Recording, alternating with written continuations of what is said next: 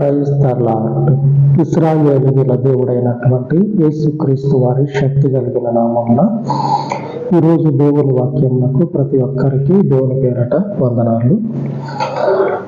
ఈరోజు దేవుని వాక్యంలోనికి వెళ్ళే ముందు మీకున్నటువంటి ప్రార్థన అవసరతలు, మీకున్నటువంటి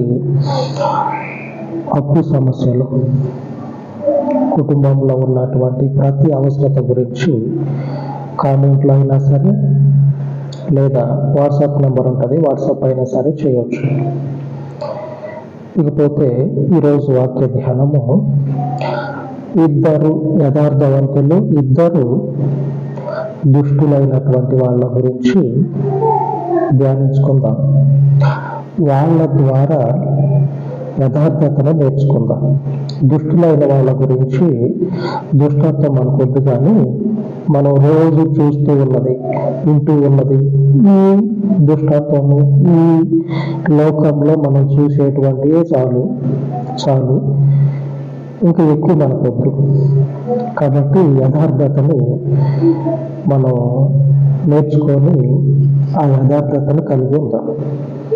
ఇకపోతే మొదటిగా మొదటి సమూయేలు గ్రంథం 24వ అధ్యాయము 13వ వచనంలో దావీదు సౌలుతో ఒక మాట చెప్తాడు.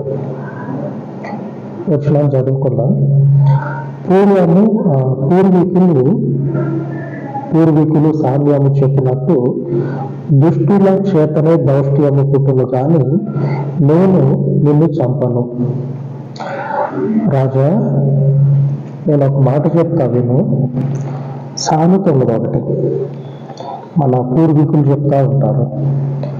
ఏమి సామెత అంటే, పనికి మాలినోడు ఉంటే అక్కడంతా పనికి మాలినటువంటి పనులకి నిలయంగా ఉంటుంది.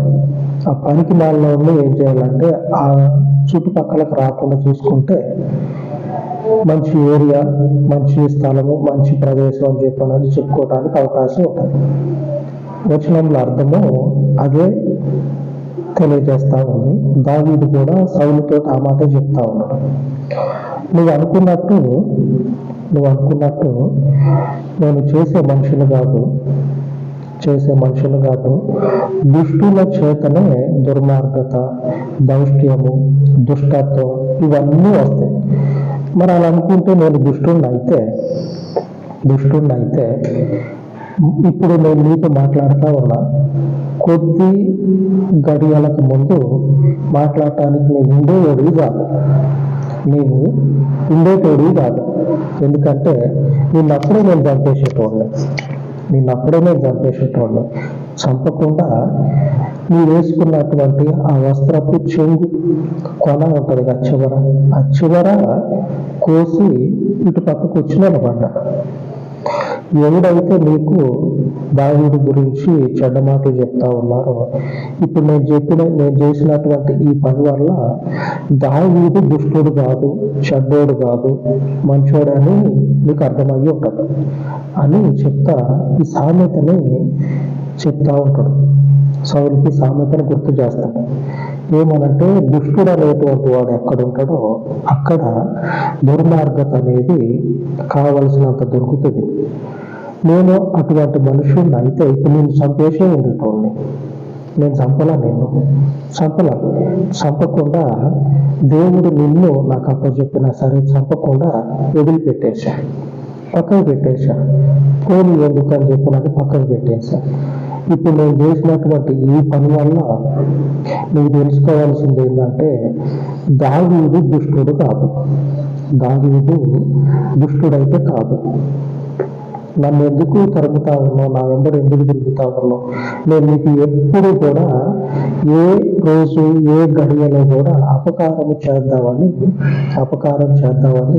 నేను అసలు ఆలోచనే చేయాలి. ఆ ఆలోచన నాకు లేదు, మొదట రాదు. ఎందుకంటే వచ్చేటువంటి ఆలోచనలు కలిగే మార్గంలో నేను లేను. దేవుడికి స్తోత్రం, దేవుడికి వందనాలు. అర్థమైందా? ఆ దుష్టత్వము ఒకరిని పాడు చేసేటువంటి స్థితి కలుగజేసేటువంటి మార్గంలో నేను లేను. కాబట్టి నా ద్వారా నీకు ఎంత మాత్రం కూడా హాని జరగదని నీకు తెలుసుకో అని చెప్తాడు. ఇక్కడ దుష్టుడు ఎవరంటే సౌలు గురించి మనకు తెలుస్తుంది.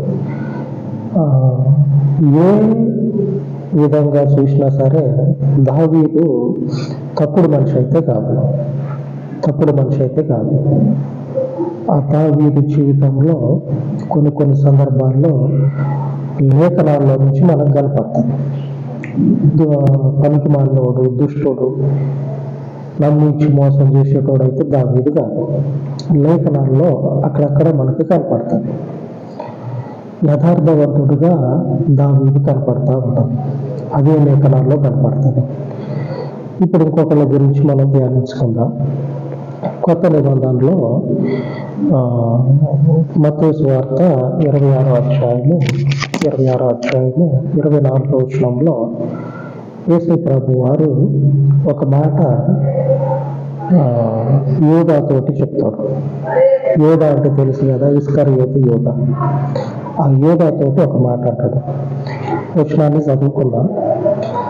మనుష్య కుమారుని గూర్చి రాయబడిన ప్రకారము ఆయన పోవుచున్నాడు కానీ ఎవరి చేత మనుష్య కుమారుడు అప్పగింపబడుచున్నాడో ఆ మనుషునికి శ్రమ, ఆ మనుష్యుడు పుట్టి ఉండని ఎడల వానికి మేలని చెప్పెను. ఎవరి చేత అయితే యేసు ప్రభు అప్పగించబడపోతూ ఉన్నాడో వాడు పుట్టకుండా ఉంటే మంచిది. ఒక్కొక్కళ్ళకి ఒక్కొక్క రకమైనటువంటి శాపాలు తగులుతాయి. ఆ శాపాన్ని బట్టి వాళ్ళ జీవితంలో వీడు ఇందుకోసమే పుట్టాడు అని సామెత చెప్తా ఉంటారు. మాటల మధ్యలో పెద్దవాళ్ళు మాట్లాడుకునేటప్పుడు సామెత చెప్తా ఉంటారు. ఈ రోజు వరకు దేవుణ్ణి ఎరిగిన దగ్గర నుంచి ఈ రోజు వరకు అనేక మందిని నేను చూసా. వాళ్ళ ముఖము మొదలుకొని వాళ్ళ జీవితం వరకు వాళ్ళని చూస్తే కొన్ని ఏళ్ల ముందు టూలెట్ బోర్డు అని పెడతారు. అట్లాగా వాళ్ళ ముఖం మీదనే రాసి ఉంటుంది. ఏమనంటే ఈ పనికి మాత్రమే నేను పుట్టింది, ఇందుకోసమే నేను ఉన్నది అని వాళ్ళ జీవితము చెప్పకనే చెప్తుంది. అలాగా కనపడతా ఉంటే నేను చాలా మందిని చూశాను. అరే వీడు ఎప్పుడు చూసినా ఇట్లనే ఉంటాడు, ఇదే పని చేస్తూ ఉంటాడు, వీడికి ఇంకా లేదా అనుకుంటే బాగానే ఉంది కదా, ఖర్చు పెట్టడానికైనా తిని తిరగటానికైనా బాగానే ఉంది కదా. వీడెందుకు ఎప్పుడు చూసినా సరే వాళ్ళ కుటుంబంలో లేని పనులు చేస్తా ఆ కుటుంబానికి నా వద్ద వీని బతికి కూడా ఆ అర్థం అనేది లేకుండా చేసుకుంటా ఉన్నాడు. ఎందుకురా వీడు ఇట్లా ఉంటా ఉన్నాడని ఆలోచన చేస్తే తర్వాత నాకు అనిపించేది ఏమనంటే వీడు బతుకు ఇట్లాగనే ఉంటదేమో, వీనికి అదొక శాపం అనుకోవాలి. అన్నీ ఉన్నా కానీ అన్నిటినీ అనుభవించలేనటువంటి అదొక శాపం అనుకోవాలా. అది పక్కకు పెడితే ఆ కుటుంబంలో ఎవ్వరూ చేయలేనటువంటి, ఆ కుటుంబానికి పడనటువంటివి చేసి ఆ కుటుంబానికి నావర్ధంగా ఉంటాడు వీడు. అలాగుంటారు. ఈ ఇస్కరియోతు యోధా గురించి ప్రభు అదే చెప్తా ఉన్నాడు. ఈ యోధా అనేటువంటి మనుషుడు పుట్టకుండుంటేనే మంచిది. ఎందుకంటే పుట్టి వాడు ఈ పని చేయటం వల్ల ఇట్లాగా శాపానికి దేవుని ఉగ్రతకు గురైంది. మనం అర్థం చేసుకోవాల్సింది ఏంటంటే దేవునికి ఉగ్రత ఉంటుంది. ఆ ఉగ్రత ఎన్ని రోజులు చూసినా కానీ దేవుని దగ్గరే ఉంటుంది. ఈ ఉగ్రతను అనుభవించడం కోసం ఎవరో ఒకళ్ళ పుట్టకపోరా, దేవునికి స్తోత్రం, ఎవరో ఒకళ్ళ పుట్టకపోరా అని మనం అనుకుంటే ఈ యోధా అనేటువంటి వాడు ముందు వరుసలో ఉంటాడు. ప్రభువు వాణిని టార్గెట్ చేసుకొని చెప్తా ఉన్నాడు. ఆ దేవుని ఉగ్రత పాలవటానికే వీడు పుట్టిండు. అందుకే దేవునికి అవన్నీ తెలిసి వీడు పుట్టకుండా ఉంటేనే మంచిది, పుట్టకుండా ఉంటేనే మంచిది. జీవితం ఇంత అయితే ఇంత జీవితంలో వాడు బతికేది ఎంత ఈ అంతలో వాడు దేవుని శాపాలకు లోనయ్యి మిగిలినటువంటి కొంచెం అంతా ఇంకేంటంటే వాడు బతుకు దేవుని ఉగ్రతకే గురైపోతా ఉంటాడు. అయితే అక్కడ జరిగింది ఏంటంటే యేసు ప్రభు వారు ఇంకొక మాట చెప్తా ఉన్నాడు. వాడేదో డబ్బులు తీసుకొని నాకు డబ్బులు వస్తాయని చెప్పనని వాడు మాట్లాడుకొని వాళ్ళతోటి యేసు ప్రభు నాకు ఊహించండి. సరి అయిన సమయంలో యేసు ప్రభు చిక్కిండు అని చెప్పినని వాళ్ళు సంకలు గుద్దుకుంటా ఉంటే యేసు ప్రభు చెప్తా ఉన్నాడు, మీరు అంతగా ఎగిరి పడగాకండి, అంతగా మీరు సంతోషపడగాకండి. మనుష్య కుమారుని గురించి రాయబడినట్లుగానే మనుష్య కుమారుడు పోతూ ఉన్నాడు, కానీ వీడు పోయి వాళ్ళు వచ్చి వీడికి డబ్బులు ఇచ్చారని, ఈ డబ్బులు తీసుకొని వీడు వాళ్ళకు ప్రభువుని అప్పచెప్పిందని ఇది కాదు అక్కడ జరుగుతూ ఉంది. అక్కడ జరుగుతుంది ఏంటంటే ఇప్పుడు దేవుని రక్తము చేత కడుగబడటం కోసము అనేకులు ఈ రక్తంలో పాపాన్ని కడిగి వేసుకోవటం కోసం ఆయన పోతా ఉన్నాడు. వీడు పోయి వాడి దగ్గర డబ్బులు తీసుకొని వాడు ఈయనని శభాష్ యోధా, మంచి పని చేసినవా నీవు, మంచి పని చేసిన మన యోధా మతాన్ని నిలబెట్టడం కోసం మంచి పని చేసిన నీ పేరు తరతరాలకి మనల్ని చెప్పుకుంటారని ఆ రోజు భుజం తట్టుండొచ్చేమో, కానీ ఆ కొద్ది రోజులే చెప్పుకునేటోళ్ళు చెప్పుకుంటారు మన మతాన్ని నిలబెట్టింది యోధా.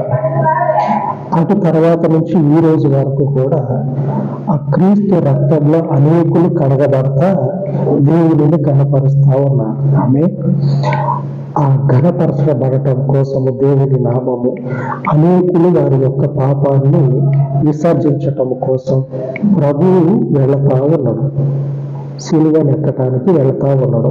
ఆయన గురించి అంతకుముందు రాయబడి ఉన్నది. ఆ రాయబడిన వాటిని నెరవేర్చటం కోసము ఇప్పుడు ఇదంతా జరుగుతా ఉంది. నువ్వేదో పెద్ద సంఖ్యలో గుద్దుకోగాకు, నువ్వు ఎగిరిపడగాకు, నా గురించి ఏదైతే రాయబడ్డదో అదే జరుగుతా ఉంది, అంతకుమించి ఏది కాదు. ఇక్కడ ఇస్కరియోతు యూదా దుష్టుడిగా కనపడతా ఉన్నాడు. యథార్థత కలిగి యేసు ప్రభు దేవుని మార్గాన్ని తొలగకుండా యథార్థముగా ఆ మార్గంలో నడుచుకుంటూ పోతున్నట్లు కనపడతా ఉంది. అక్కడ దావీదు ఆయన మార్గంలో యథార్థత కలిగి దేవుని మార్గాన్ని అనుసరిస్తున్నట్లుగా ఉంది. ఈ ఇద్దరు, దావీదు యేసు ప్రభు వారు ఇద్దరు ఈ దౌర్జన్యము, దుష్టత్వము, ఒకరిని పాడు చేసేటువంటి మార్గంలో లేక ఒకరికి మేలు చేసే మార్గంలో ఉన్న వీరు నడుచుకుంటా పోతా ఏం చేస్తా ఉన్నారంటే వారి మార్గాన్ని ముందటికి వర్ధిల్ల చేసుకోవటానికి ప్రభు మార్గాన్ని అటు ఇటు తొలగక ఆ మార్గంలోనే తిన్నగా నడుచుకుంటూ పోతా ఉన్నారు. దావీదేమో నేను నిన్ను చంపను అని అంటాడు. ఇక్కడ యేసు ప్రభు ఏమో ఇస్కరియోతు యూదాని నేను కూడా నిన్ను చంపను, ఏమి చేయను, నా గురించి ఏదైతే ప్రభు తీర్మానించిండో ఆ తీర్మానం ప్రకారంగా ఆయన త్రోవను నేను పోతున్నాను అని వీరి మార్గాన్ని ముందటికి దావీదు యేసు ప్రభు వారు వర్ధిల్ల చేసుకున్నారు. దేవునికి స్తోత్రం కలుగును గాక. ఆమేన్. ఈరోజు మన వాక్య ధ్యానము ఇదే. సామెతల గ్రంథము 11వ అధ్యాయం 5వ వచనంలో రాయబడి ఉన్నది, యథార్థవంతుల నీతి వారి మార్గమును సరళము చేయును, భక్తిహీనుడు తన భక్తిహీనత చేతనే పడిపోవును. యథార్థవంతుల నీతి, ఈ ఇద్దరు కూడా దేవుని యథార్థ యథార్థతను కలిగి ఆయన త్రోవను విడువక తొలగక తిన్నగా నడుచుకుంటా దేవుని మార్గంలోనే పోయారు. ఈ భక్తిహీనులు ఉన్నారుగా సౌలు, అలాగనే ఇస్కరియోతు యోధ, వాళ్ళకున్నటువంటి ఆ దుష్టత్వము చేతనే పడిపోయారు. దావీదు ఒక మాట మొదటే చెప్పాడు, మనం చదువుకున్నాం, దుష్టుని చేతనే దౌష్ట్యము పుడుతుంది. అంటే ఈ దుష్టుడు అనేటువంటి వాడు ఎక్కడున్నా సరే అక్కడంతా ఏం జరుగుతుందంటే దుర్మార్గత అనేది మనకి కనపడుతుందని దావీదు సౌలుకి చెప్పి, ఈ సామెతను చెప్పి ఆయన గురించి ఆయన చెప్పుకుంటాడు. నేను నువ్వు అనుకున్నట్లు దుష్టులైతే కాదు, నీకు ఏ అపాయం కూడా నేను తలపెట్టను. ఆ తలపెట్టేటువంటి జీవితము వెనుకటి రోజుల్లో ఎప్పుడన్నా ఉందేమో ఒకసారి నీవే ఆలోచన చేయండి.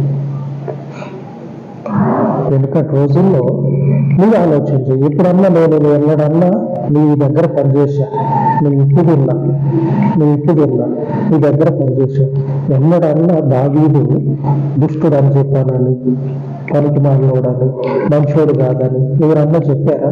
లేకపోతే నా జీవితము ఒకసారి నువ్వు ఆ రికార్డు తెప్పించుకొని చూస్తే ఎలా ఉన్నదో నీకే తెలుస్తుంది అని చెప్తాడు. ఈ యథార్థత కలిగినటువంటి మనుషులు వాళ్ళ జీవితాన్ని మీదటికి ఏం చేసుకున్నారంటే వర్ధిల్లారు, క్షేమము కలిగి నెమ్మదిగా వాళ్ళ జీవితాన్ని కొనసాగించారు. తర్వాత రోజుల్లో భక్తిహీనత కలిగినటువంటి వారు, యథార్థత లేనటువంటి వాళ్ళు ఏమైపోయారంటే కనుమరుగైపోయారు. ఈ రోజున లేరు వాళ్ళు. వాళ్ళ గురించి మనం చెప్పుకుంటా ఉన్నాం. వాళ్ళకు ఉన్నటువంటి ఆ దుష్టత్వం అనేది ఏం చేసిందంటే వాళ్ళ జీవితాలను కట్టుకోకుండా వాళ్ళ చేతులతో వాళ్ళే నిలువునా కూల్చుకున్నారు. అంతటి స్థితి మనకొద్దు. మనము దేవుని యథార్థతను కలిగి